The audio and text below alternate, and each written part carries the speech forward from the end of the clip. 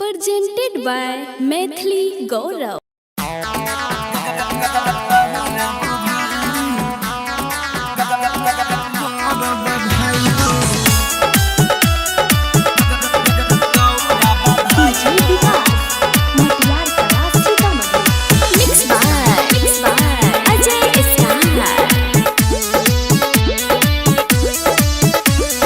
Happy birthday to you हमर गौरव भाई।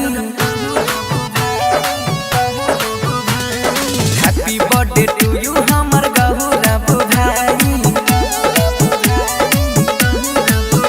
खूब नाम करे खूब काम करे खूब नाम करे खूब काम करे पूरे मिथिलांचल दुआ करे छेलवाई हो।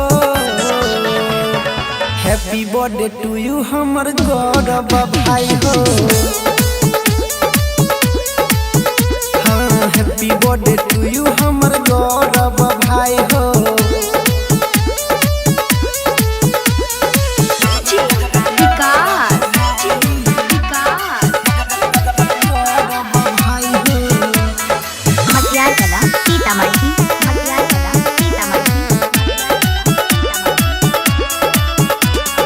करे छिया कमना जियो हजार साल हरदम फूल जैसे रह खुशहाल।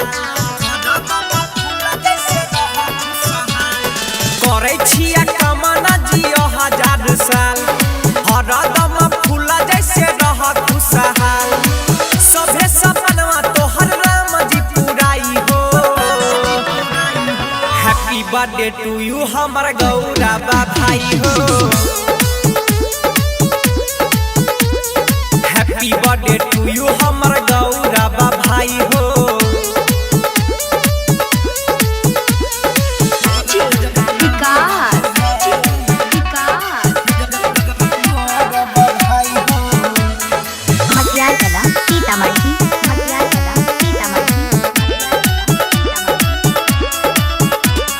जनता के सब दिन मिले तोरा प्यार बढ़त रहो हमर मैथिली स्टार।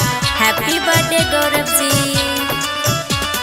जनता के सब दिन मिले तोरा प्यार बनल रहो अहिना Maithili star.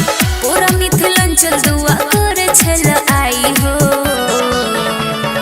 Happy birthday to you हमर गौरव भाई हो। हैप्पी बर्थडे टू यू हमर गौरव भाई हो।